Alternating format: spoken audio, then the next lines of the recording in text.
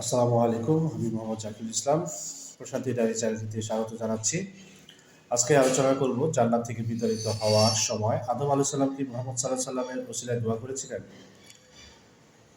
সূরা ৭ নম্বর সূরা আল আরাফের ২৩ নম্বর আয়াতে বলা হয়েছে, আল্লাহ আর রহমানুর রাহিম বলেন, তারা বলল, হে আমাদের রব, আমরা নিজেদের প্রতি অন্যায় করেছি। তুমি যদি আমাদেরকে ক্ষমা না করো আর দয়া না করো তাহলে আমরা অবশ্যই ক্ষতিগ্রস্তদের অন্তর্ভুক্ত হয়ে যাব। আদম আলাইহিস সালাম মুহাম্মদ সাল্লাল্লাহু আলাইহি সাল্লামের ওসিলায় দোয়া করেছেন, এই কথা আল কুরআন সুন্নাহ সম্মত নয়।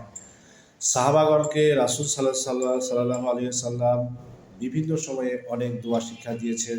কোন দোয়ায় এই কথা কোনো দোয়ায় এই কথা পাওয়া যায় না যে, আল্লাহ তুমি অমুকের মাধ্যমে অমুকের ওসিলায় অমুকের দোয়ায় আমার বিপদ দূর করো। আল্লাহর আদালতে কোনো উকিলের প্রয়োজন নেই। আল্লাহ সুবহানাহু ওয়া তাআলা বলেন, তোমরা আমার কাছে দোয়া করো, আমি তোমাদের দোয়া কবুল করব।